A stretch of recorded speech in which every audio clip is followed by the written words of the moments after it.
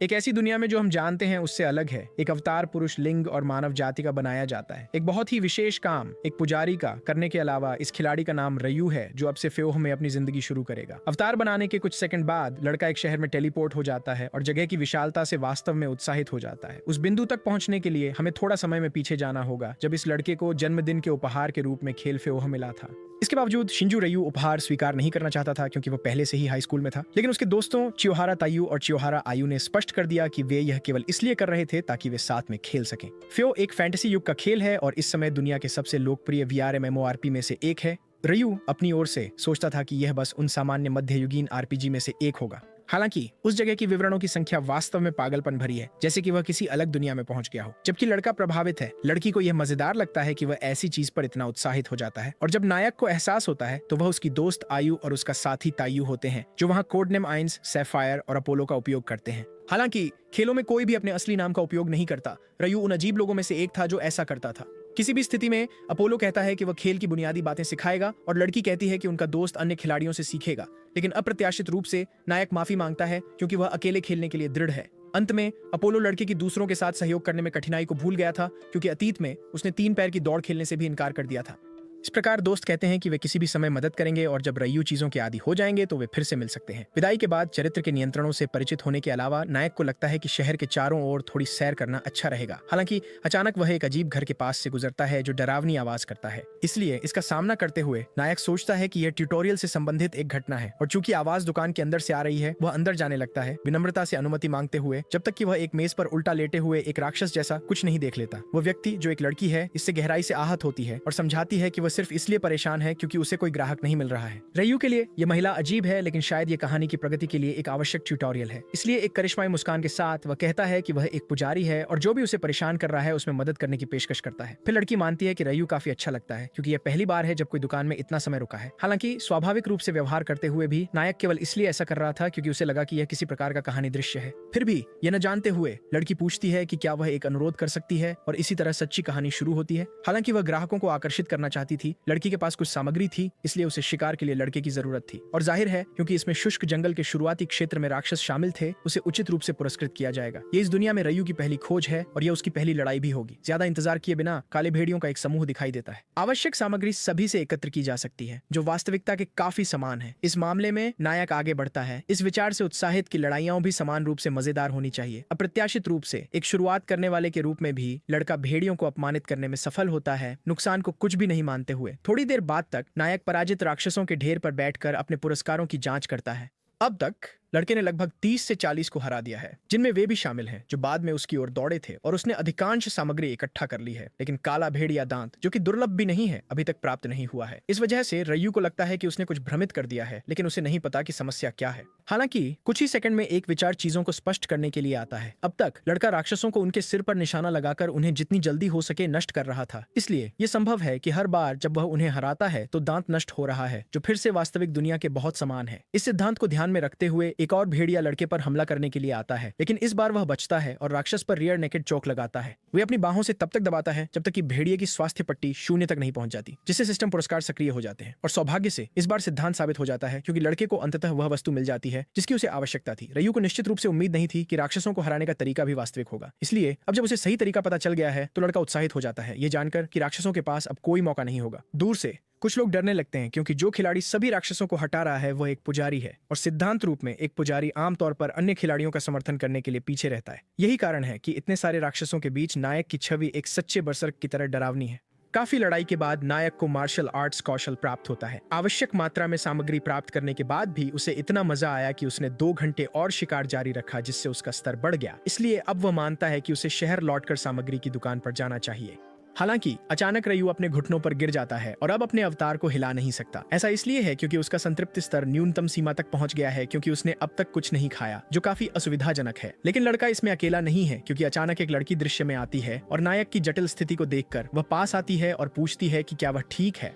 शुरुआत में नायक सोचता है कि यह लड़की कौन है, हालांकि वह जल्द ही उसे सूचित करता है कि उसका अवतार अचानक चलना बंद कर दिया और उसकी संतुष्टि स्तर समस्या लगती है। अगर ऐसा है तो लड़की मानती है कि वह मदद कर सकती है और जल्दी से अपने बैग में कुछ खोजने लगती है, जब तक कि वह उसे भूख मिटाने के लिए एक चावल का गोला नहीं दे देती। नायक के लिए लड़की द्वारा उसे ओनिगिरी से बचाना लगभग एक परी के आशीर्वाद जैसा है। इस लड़की का नाम और उसका मुख्य काम उत्पादन है। जब वह कुछ बनाती है जैसे चावल की गेंद तो उसे अनुभव मिलता है जो काफी सुविधाजनक है। रयू अपनी ओर से भूखे व्यक्ति की तरह खाने लगता है तो लड़की हंसती है और कहती है कि उसके पास और भी बहुत कुछ है अगर उसे चाहिए, जो नायक को प्रभावित करता है क्योंकि सुंदर होने के अलावा एशेज एक सच्ची देवी की तरह दयालु है।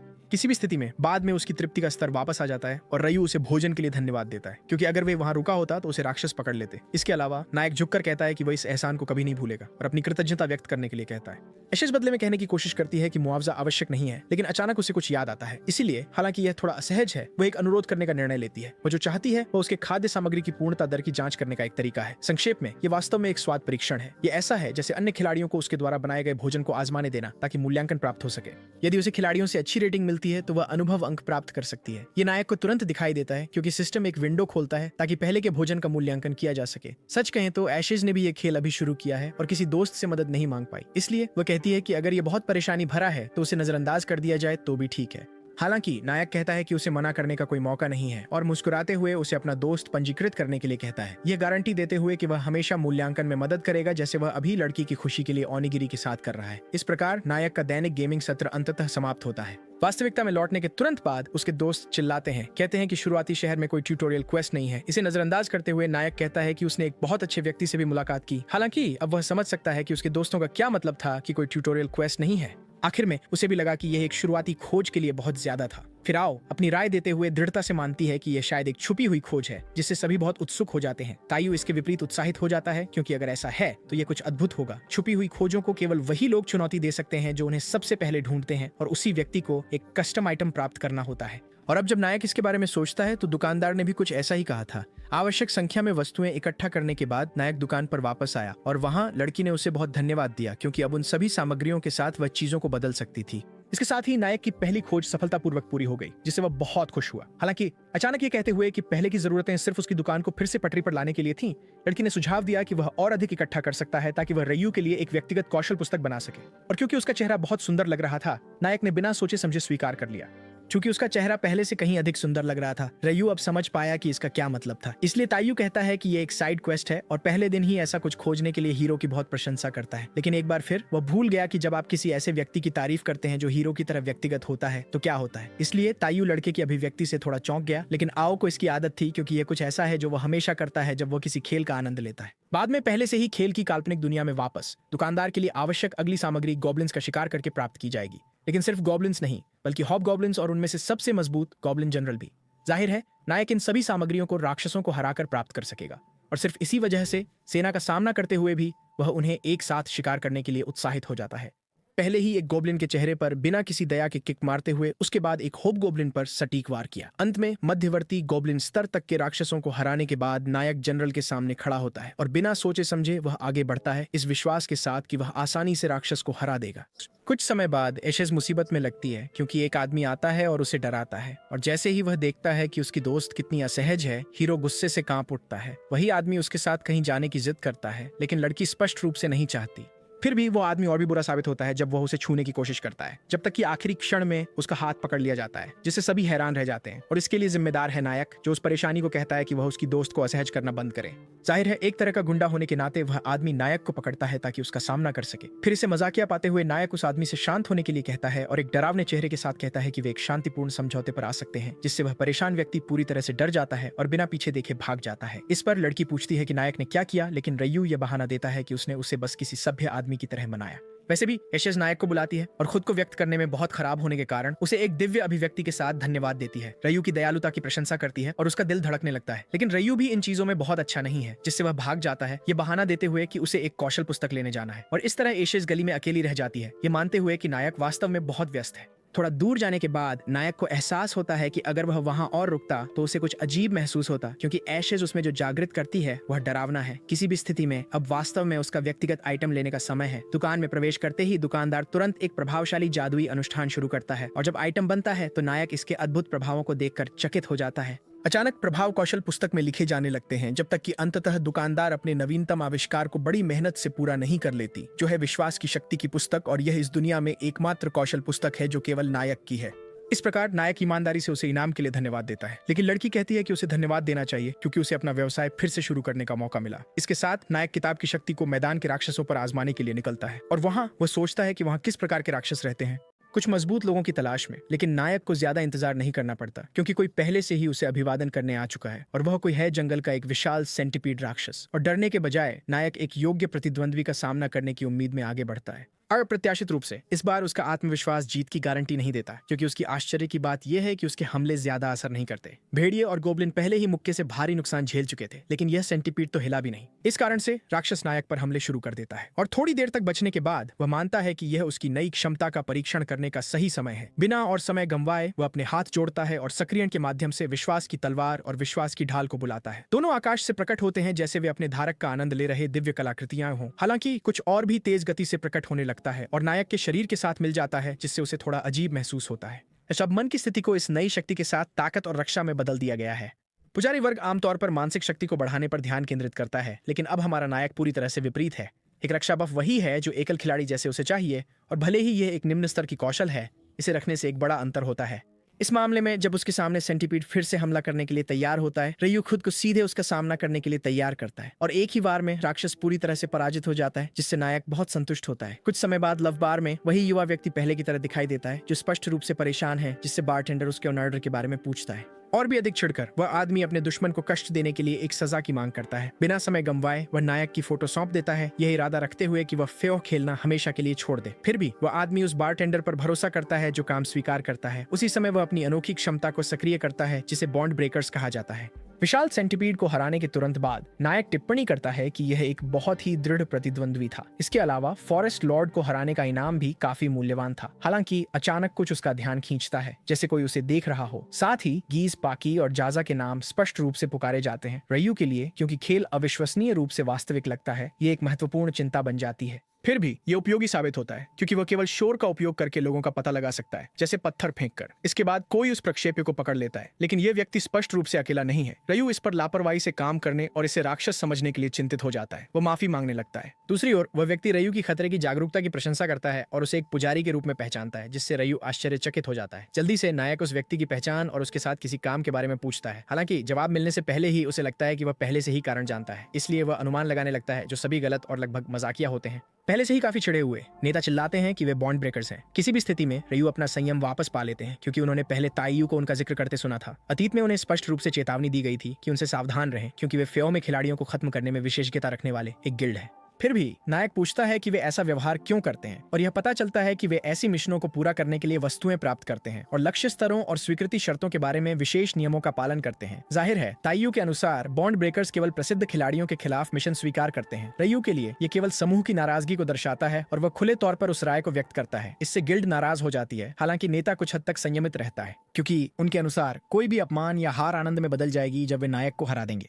जैसे ही दुश्मन पास आते हैं, रयू को एहसास होता है कि यह पहली बार है जब वह खेल के अंदर असली लोगों से लड़ रहा है और कोड के आधार पर चलने वाले राक्षसों की तुलना में खिलाड़ियों की अपनी इच्छा होती है। इसलिए वह यह सोचकर उत्साहित हो जाता है कि वह उन्हें हराने के लिए कौन सा तरीका इस्तेमाल करेगा। जल्दी ही सदस्यों में से एक पास आता है, फोटो जैसी मुस्कान से थोड़ा अस्थिर, लेकिन यह मानते हुए कि वह आसानी से जीत जाएगा। वह विभिन्न तरीकों से हमला करना शुरू करता है, फिर भी हर बार चूक जाता है। रयू सभी हमलों से बच जाता है, सोचते हुए कि चोट लगना दर्दनाक होगा, लेकिन कहता है कि वह छूने भी नहीं देगा भले ही वे कोशिश करे, जिससे हुड पहने लोग और भी गुस्से में आ जाते हैं। अब पूरी तरह से क्रोधित होकर उनमें से अपनी सारी जादुई शक्ति का उपयोग करके सब कुछ जलाने की कोशिश करता है। हालांकि ऐसी घोषणाओं के बावजूद नायक इस स्थिति को केवल मनोरंजक पाता है। इंतजार करने के लिए कुछ नहीं बचा। नायक आगे बढ़ता है, यह जानते हुए कि वह उन्हें बिना किसी पछतावे के कुचल सकता है। जवाब में हत्यारे समन्वय करने और उसे घेरने का प्रयास करते हैं। हालांकि नायक कहता है कि यही व्यवहार उन्हें इतना अक्षम बनाता है। रयू अपने पुजारी वस्तु को बुलाता है और लड़ाई को हमेशा के लिए समाप्त करने के लिए गायब हो जाता है, जिससे हुड वाला उसे खोजता रह जाता है। फिर भी जब वे उसे ढूंढते हैं तो स्थिति और भी खराब हो जाती है क्योंकि एक विशाल पेड़ सभी पर गिरने लगता है और गलत निर्णय के कारण वे उसी दिशा में भागते हैं जहां से कोई बचने का रास्ता नहीं है और तने से कुचल जाते हैं। बहुत ही रणनीतिक रूप से नायक एक ही हमले में सभी अधीनस्थों को समाप्त कर देता है। हालांकि उनका नेता इसे एक अच्छी बात मानता है क्योंकि वह नायक को अपने हाथों से हराना चाहता है। ऊर्जा से भरपूर वह लड़के से अपनी अंतिम बातें कहने के लिए कहता है। हालांकि लड़ाई दिखाई भी नहीं जाती क्योंकि वह दूसरों की तुलना में अधिक अपमानजनक तरीके से हार जाता है। कोई दुश्मन न बचने पर रयू उस आदमी का सामना करने लगता है जिसने कभी नहीं सोचा था कि यह इस तरह खत्म होगा, लेकिन उसने वास्तव में उनसे अधिक की उम्मीद की थी क्योंकि यहाँ तक कि सेंटीपीड भी अधिक मजबूत था। किसी भी स्थिति में रयू उस व्यक्ति का नाम पूछता है जिसने हमला करने का आदेश दिया था, लेकिन नेता कहता है कि उनके गिल्ड का आदर्श वाक्य है कि काम को पूरा करना है चाहे कुछ भी करना पड़े। और फिर अचानक वह अपनी चोगे से एक चमकता हुआ गोला निकालता है जो कुछ ही सेकंड में कई गुना अधिक चमकने लगता है, जब तक कि लड़का एक पूरी तरह से अलग जगह पर टेलीपोर्ट नहीं हो जाता। ये नहीं जानता कि वह कहाँ है और उस जगह पर राक्षसों की संख्या नायक ने कभी देखी किसी भी चीज से अधिक है, जिससे वो और भी अधिक शुरुआत से अधिक उलझन में बिना ज्यादा सोचे हीरो समझ जाता है कि उसे उसके स्तर से ऊपर के एक बॉस के स्थान पर टेलीपोर्ट किया गया था। ये वास्तव में एक बहुत गंदी चाल है, क्योंकि लड़का बिना उनकी स्थिति विंडो देखे भी जानता है कि ताकत और संख्या कम से कम 5 स्तर अधिक है। लेकिन सबसे बड़ी समस्या सभी छोटी जानवरों के पीछे का राक्षस है। वह है स्तर 35 स्कारलेट डेमन वुल्फ। निश्चित रूप से सबसे खतरनाक भेड़िया प्रकार का बॉस, यहां तक कि अन्य बॉस की तुलना में जिनका उसने सामना किया है। हालांकि डरने के बजाय नायक वास्तव में उत्साहित हो जाता है, इतने मजबूत राक्षसों को हराने का मौका देने के लिए हार्ट ब्रेकर्स का धन्यवाद करने के लिए तैयार। समय बर्बाद किए बिना नायक एक गोब्लिन पर अपना हथियार फेंक कर और एक बीटल राक्षस को एक किक से नष्ट करके शुरू करता है। शुरू में वह दबाव में था, लेकिन लड़का सोचता है कि यह कुछ भी नहीं है। अब तक यहाँ जानवर प्रकार के राक्षस हैं, साथ ही मानवाकार प्रकार और अंत में बॉस से पहले कीट प्रकार के। ये राक्षस वही प्रकार के हैं जिन्हें वह पहले ही हरा चुका है, और भले ही वे अधिक शक्तिशाली हैं, तरीका वही लगता है। राक्षसों के हमलों से बचते हुए नायक उनके कमजोर बिंदुओं पर सटीक प्रहार करने के लिए अवसरों का लाभ उठा सकता है।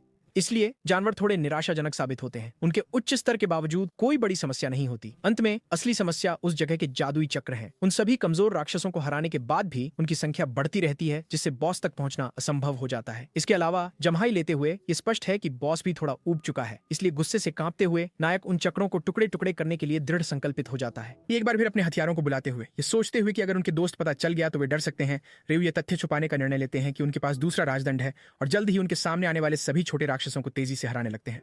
इस प्रकार वह उस जादुई चक्र के करीब पहुंचता है जो राक्षसों को उत्पन्न करता है। जब तक कि वह उसमें घुस नहीं जाता, उस परेशान करने वाली चीज को अलविदा कहने के लिए तैयार, सभी राक्षस जनरेटर को टुकड़े टुकड़े कर देता है और माध्यमिक दुश्मनों के बीच युद्ध के मैदान पर अकेला खड़ा रहता है। अपनी उपलब्धि पर बहुत गर्व करते हुए अब हमारे नायक के लिए केवल क्षेत्र के सबसे मजबूत दुश्मन का सामना करना बाकी है, जो जल्दी से नायक को खत्म करने के लिए खड़ा हो जाता है। उसका सामना करते हुए रेयू इस बात का मजाक उड़ाता है कि वह आखिरकार खड़ा हो गया, जबकि वह राक्षस से कहता है कि उसे निराश न करे, और ऐसा लगता है कि उकसावे को समझते हुए राक्षस गरजता है। एक ध्वनि कंपन उत्पन्न करता है जो जमीन को भी दरारने लगता है। नायक को अपने कानों में जो दर्द महसूस होता है वह बहुत वास्तविक है, इसलिए वह सोचता है कि डेवलपर्स पूरी तरह से बेवकूफ हैं। न किसी भी स्थिति में सुनाई देना ही एकमात्र समस्या नहीं थी, क्योंकि जब विकृति हो रही थी तो राक्षस ने नजदीकी लड़ाई के लिए हमला किया, जिससे नायक एक बड़े पत्थर से पीठ के बल टकरा गया, जिससे वह बुरी तरह घायल हो गया। सारी शक्ति और गति मिलकर नायक के एचपी का लगभग 80% खो देती है, इसलिए वह उठने के लिए ठीक होने लगता है। हालांकि वह राक्षस नायक को एक पल का भी आराम देने के लिए तैयार नहीं लगता।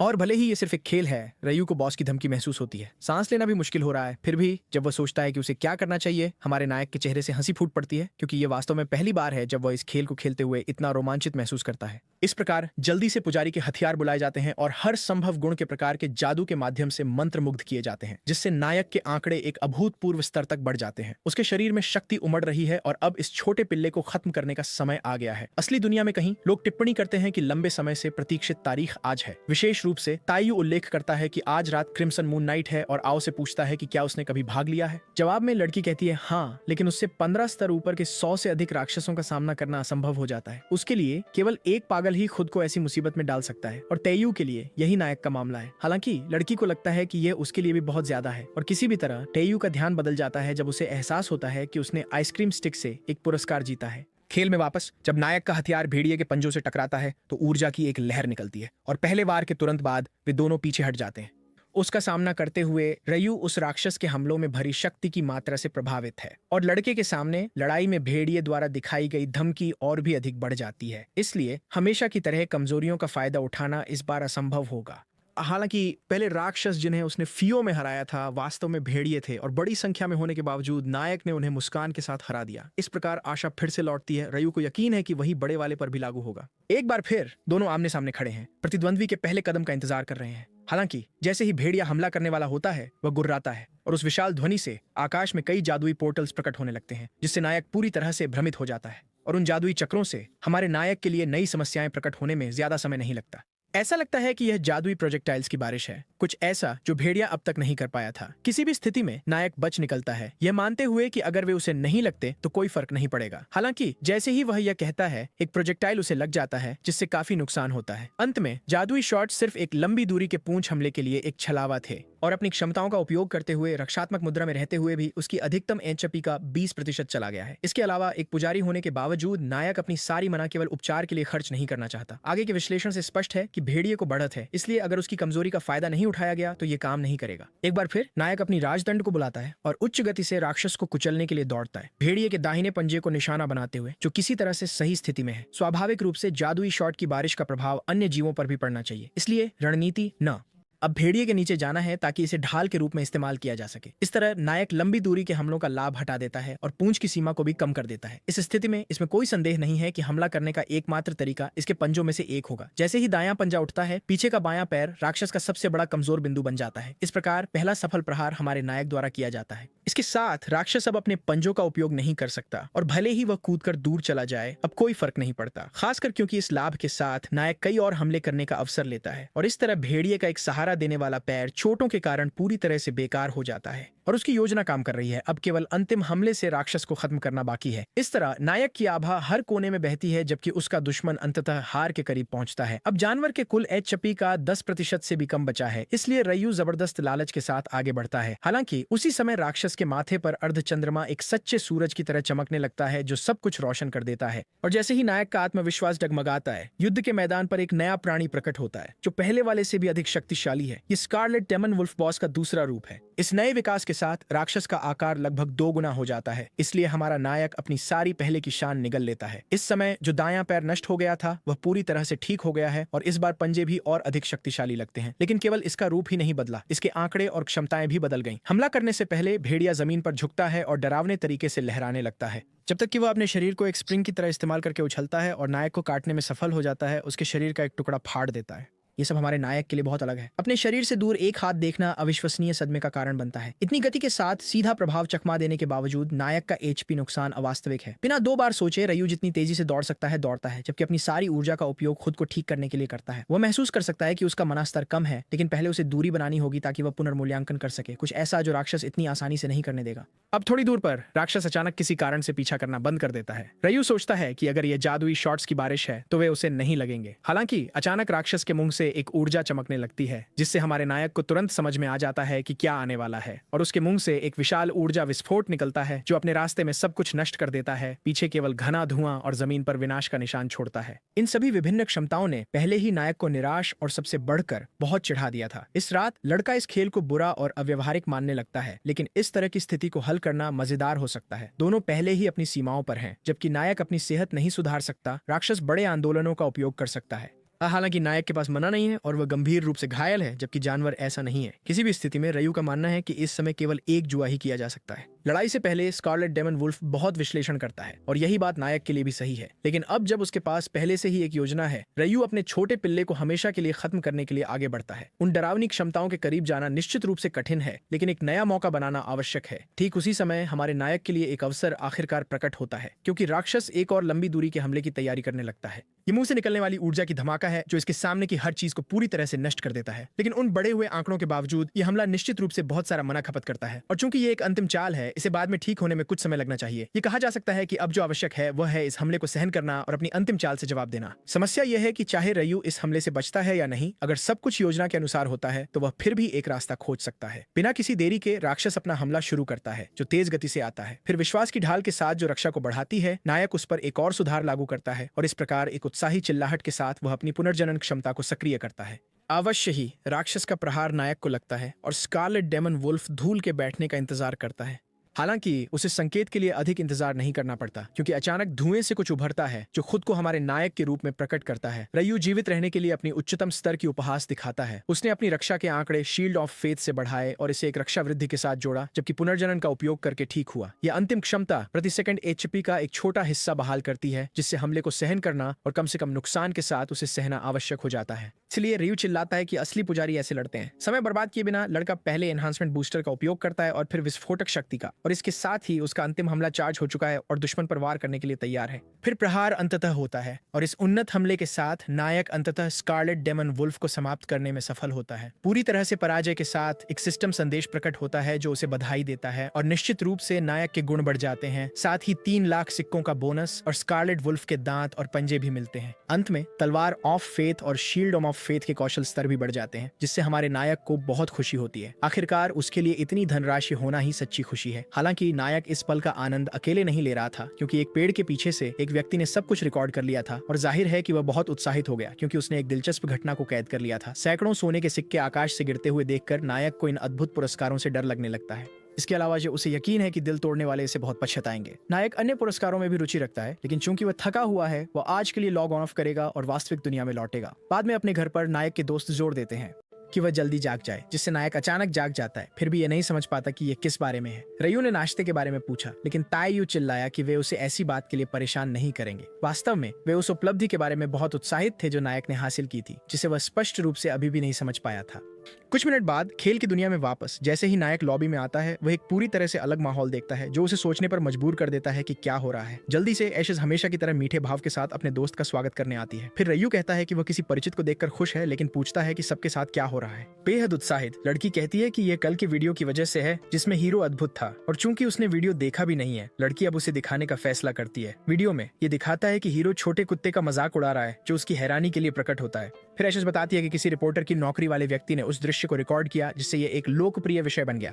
इस तरह हीरो को आखिरकार समझ में आता है कि उसके दोस्त सुबह में इतना अजीब क्यों व्यवहार कर रहे थे।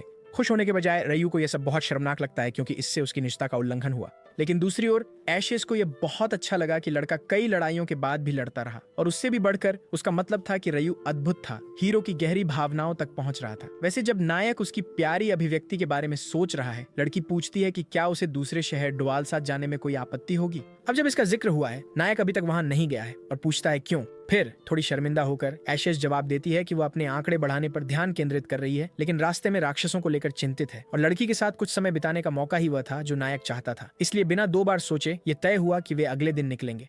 एक बार फिर से खेल से लॉग आउट करके अपने घर पर हमारा नायक असामान्य उत्साह के साथ रात का खाना तैयार करता है। इसी वजह से ताईयू पूछता है कि वह इतने अच्छे मूड में क्यों है, क्योंकि नायक आमतौर पर आरक्षित रहता है। हालांकि उस लड़के के विपरीत जो दिलचस्पी रखता था, गुस्से में आओ ने एक प्लेट तोड़ दी, जिसने सोचा कि रयू किसी और लड़की के साथ फ्लर्ट कर रहा था। उस स्थिति में ताईयू पूछता है कि क्या वह वास्तव में फ्लर्ट कर रहा था, लेकिन हीरो को नहीं लगता कि ऐसा है। इसके अलावा वह वास्तव में नहीं समझता कि आओ इतना गुस्सा क्यों था। वे विषय बदलते हुए ताईयू ने फिर लड़के से कम एक बात समझने को कहा। सच्चाई यह है कि फियो को जन्मदिन का उपहार देने का विचार आओ का था, और वह बहुत खुश थी ये सोचकर कि वे साथ खेलेंगे। तो नायक समझता है कि खेल देने के बाद भी वह अब तक अकेली क्यों रही है, और उसी समय वह चीजों को ठीक करने का एक तरीका भी सोचता है। खेल में वापस एक बर्फीला तीर एक चट्टान पर चलाया जाता है जो आधे में टूट जाती है। यह आओ की शक्ति है जो कहती है कि यह उसके सुधार के प्रयासों का परिणाम है। पहले नायक ने मदद मांगी क्योंकि उसे एक जादू की किताब इनाम के रूप में मिली थी, लेकिन उस स्तर तक पहुंचना कठिन होगा, खासकर क्योंकि अपने पिछले प्रशिक्षण के दौरान वह केवल एक जादुई शॉट ही कर पाया था। इस मामले में आओ पूछती है कि क्या उसके लिए उस लड़की से सीखने की कोशिश करना बेहतर नहीं होगा, जिससे उनके बीच एक चुप्पी बन जाती है। और इसे ठीक करने के लिए हीरो कहता है कि वह उसे अपनी जादुई कौशल की किताब उपहार में देगा।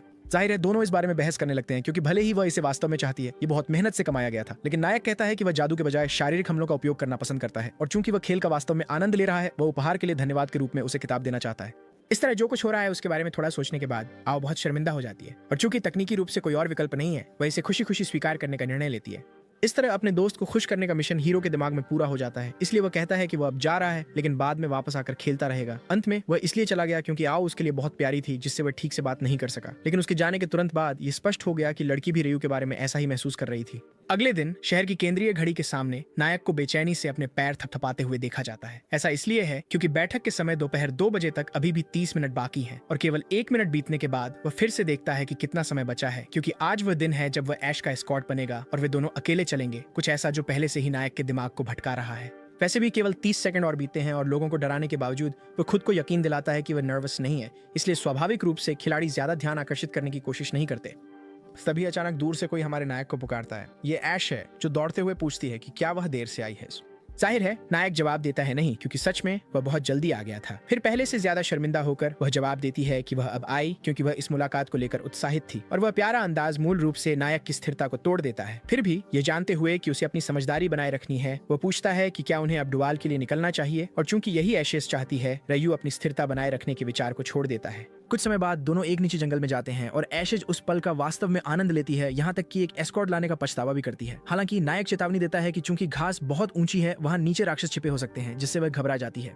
आखिर में नायक सिर्फ मजाक कर रहा था, लेकिन यह भी झूठ नहीं था, क्योंकि जाहिर है कि राक्षस स्तर के अंतर के कारण हमला नहीं कर रहे थे, और रयू सच में आज का समय आनंदित करना चाहता है, इसलिए वह सोचता है कि इन चीजों को अलग रखना बेहतर है। वैसे लड़की पूछती है कि पिछले युद्ध से नायक को किस तरह के इनाम मिले, क्योंकि ये एक बड़ा आयोजन था, और जवाब में नायक कहना शुरू करता है कि ये कई चीजें थी, लेकिन अचानक कुछ पास आने लगता है, क्योंकि यह एक प्यारे खरगोश की तरह दिखता है। एशेज बहुत उत्साहित हो जाता है, लेकिन जल्द ही राक्षस का असली रूप सामने आ जाता है। एशेज ने वास्तव में सुना था कि इस जगह का बॉस एक विशाल खरगोश था, और चूंकि बॉस हमारे नायक से नहीं डरता, वह सोचता है कि यह एक अच्छा अवसर है, खासकर क्योंकि वह इसे उन पुरस्कारों का उपयोग करके हराएगा जो उसे मिले थे जबकि लड़की इंतजार कर रही है। ज्यादा इंतजार किए बिना नायक अपने नए हथियार को बुलाता है, जिसे स्कारलेट वॉर्मस डिसेक्टम कहा जाता है। इसके अच्छे गुणों में से एक यह है कि इसकी रोशनी इसके आकार के बावजूद यह हमले की शक्ति को बहुत बढ़ा देता है और केवल इतना ही नहीं, अधीनता से प्राप्त शीर्षक भी सक्रिय हो गया है। शीर्षक के साथ वर्ग के पास एक छोटी सी हंसी है, लेकिन महत्वपूर्ण यह है कि यह शारीरिक हमलों के प्रति प्रतिरोध प्रदान करता है। तो इन नई शक्तियों के साथ नायक को अब शुरू करने में कोई आपत्ति नहीं है। अपने आप में बहुत भरा हुआ राक्षस पहले हमला करने के लिए दौड़ता है, लेकिन जैसे ही नायक बचता है वह नीचे से पलटवार करता है, जिससे राक्षस अपनी पीठ पर गिर जाता है। नायक उसके ऊपर कूदता है और अपनी पूरी ताकत से एक घातक प्रहार करता है। इस प्रकार विशाल सफेद खरगोश पराजित हो जाता है और लड़की की रूह की प्रशंसा केवल बढ़ती है। उसके लिए यह अद्भुत है कि उसने पल भर में राक्षस को हरा दिया, लेकिन नायक समझाता है कि यह लाल भेड़िए की तुलना में आसान था। फिर भी रू कहता है कि उसके पास और चीजें हैं जिन्हें वह परखना चाहता है, और समझाने के लिए वे अपनी स्थिति विंडो दिखाता है जहां एक समन सर्वेंट जादू है, जो स्पष्ट रूप से दोनों को यह जानने के लिए बहुत उत्सुक बनाता है कि यह क्या है। एशेस सोचता है कि यह किस प्रकार का जादू है, क्योंकि यह एक समन किया हुआ राक्षस लगता है। चूंकि वे बुलाए गए जानवरों के बारे में बात कर रहे हैं, रू को लगता है कि एक बड़ा और मजबूत जानवर बहुत अच्छा होगा, और एशेस को लगता है कि एक बहुत सुंदर आत्मा होना अच्छा हो सकता है जिसमें ताकत के अलावा करिश्मा भी हो। अंत में दोनों विकल्प बहुत दिलचस्प हैं, जैसे एक सच्चा सपना, लेकिन फिर भी वे केवल तभी जान पाएंगे जब वे इसे बुलाएंगे। और नायक टिप्पणी करता है कि यह शर्म की बात है कि आसपास कोई दुश्मन नहीं है। वैसे भी ये कहता है कि उसे शुरू करने के लिए मना पत्थरों का उपयोग करना होगा, और चूंकि नायक के पास पहले से ही अपनी पिछली लड़ाइयों से कई हैं, वो बस सभी का एक साथ उपयोग करने का निर्णय लेता है। फिर एक प्रकार का मंत्र पढ़ा जाता है, मैं उन लोगों के लिए तरसता हूँ जो मेरे साथ चलेंगे। कैसे मैं उन लोगों के लिए तरसता हूँ जो मेरी तलवार और ढाल बनेंगे, और कैसे मैं उन लोगों के लिए तरसता हूँ जो मेरी आज्ञा का पालन करेंगे। मेरे पास आओ और मेरे सेवक बनो, मैं तुम्हें अपनी मना प्रदान करता हूं, तो मेरे पास आओ मेरे सेवक। ये कहते ही एक तीव्र जादुई ऊर्जा बनने लगती है, जिससे दोनों बहुत चिंतित हो जाते हैं। रू वास्तव में ये देखने के लिए इंतजार नहीं कर सकता कि किस प्रकार का जानवर बुलाया जाएगा, और अचानक उस ऊर्जा से जादू कुछ आकार लेने लगता है, जब तक कि अंततः एक समनिंग प्रकट नहीं होती। एक आधी खून की छोटी लड़की जो स्पष्ट रूप से नहीं समझती कि क्या हो रहा है। रू इतनी प्यारी चीज देखकर लगभग बेहोश हो जाती है, लेकिन कुछ तो सही नहीं लगता, क्योंकि जिन मना पत्थरों का उसने उपयोग किया उनके आधार पर एक मजबूत और सहनशील सेवक आना चाहिए था। हालांकि लड़की को प्यारी मानने वाला कोई और था, वह था एशेस, जिसे बाकी किसी चीज की परवाह नहीं थी। आखिरकार उस छोटी लड़की के पास बिल्ली के कान थे और वह बेहद प्यारी थी। अभी भी समझने की कोशिश करते हुए रूस सोचता है कि यह शायद उसके वर्ग से संबंधित उपचार और पुनर्प्राप्ति कौशल वाली एक जानवर हो सकती है। इसके अलावा नायक को लगता है कि उसे युद्ध के दौरान नहीं बुलाना एक अच्छा निर्णय हो सकता था, लेकिन अचानक एक विशाल भालू पहाड़ से कूदता है, जिससे हमारा नायक बहुत उत्साहित हो जाता है। लेकिन इससे पहले कि वह कुछ कर पाता, वह छोटी लड़की जो असहाय लग रही थी बिजली की तरह आगे दौड़ पड़ी। तुरंत ही रू और एशेस दोनों ने उस छोटी बच्ची को वापस आने के लिए चिल्लाना शुरू कर दिया, क्योंकि यह खतरनाक था। लेकिन उन्हें यह नहीं पता था कि जैसे ही राक्षस ने हमला करने की कोशिश की, वह बिना किसी समस्या के बच जाएगी। रू अपनी आंखों पर विश्वास नहीं कर पा रहा है, और बार बार वह जानवर लड़की आसानी से बचती रहती है, जब तक कि वह भालू के एक हाथ को पकड़कर उसे मरोड़कर निष्क्रिय नहीं कर देती। अवश्य ही दोनों खिलाड़ियों के विचार उस लड़की के बारे में बदलने लगते हैं, और यह देखकर कि वह उस राक्षस को कितनी बुरी तरह से हराती है, यह स्पष्ट हो जाता है कि यह छोटी लड़की उनकी सोच से कहीं अधिक अद्भुत है। कुछ सरल प्रहारों से ही राक्षस पराजित हो जाता है और उसका कोई निशान नहीं बचता, जिससे रू थोड़ा डर जाता है। तो जब वह अपना काम खत्म करती है, लड़की काफी आत्मविश्वास से भरी लगती है, और क्योंकि वह एक पिल्ले की तरह गर्वित है, नायक उसे इनाम के रूप में थपथपाता है। वैसे एशेस ये बताता है कि सेवक का अभी तक कोई नाम नहीं है, और यह सुनकर नायक एक नाम सोचने लगता है, जब तक कि वह अंततः यह निष्कर्ष नहीं निकालता कि आई एम अच्छा होगा, जो सौभाग्य से उस छोटी लड़की को भी पसंद आता है। इस वजह से दोनों खिलाड़ी भी बहुत खुश होते हैं, लेकिन जल्द ही नायक अपनी असली व्यक्तित्व दिखाने लगता है और भी अधिक उत्साहित हो जाता है, क्योंकि अपने नए सेवक के साथ उसकी युद्ध क्षमताएं एक नए स्तर पर पहुंच जाएंगी। कुछ समय बाद, अभी भी उसी जंगल में जब पक्षी शांति से चहचहा रहे थे, एक विशाल भालू राक्षस सब कुछ नष्ट करते हुए आ गया, और उसके ठीक पीछे हमारा नायक अपने नए सेवक के साथ जंगल के हर राक्षस को मार रहा था। एशेस अपनी तरफ से खुश है कि दोनों इतने सक्षम हैं, लेकिन यह भी पूछती है कि क्या जंगल को पूरी तरह से नष्ट करना वास्तव में आवश्यक है। थोड़ी शर्मिंदा होकर रू माफी मांगती है कि वह बहुत आगे बढ़ गई, और अब जब आयम लड़ाई के लिए तैयार है, वे आगे बढ़ सकते हैं।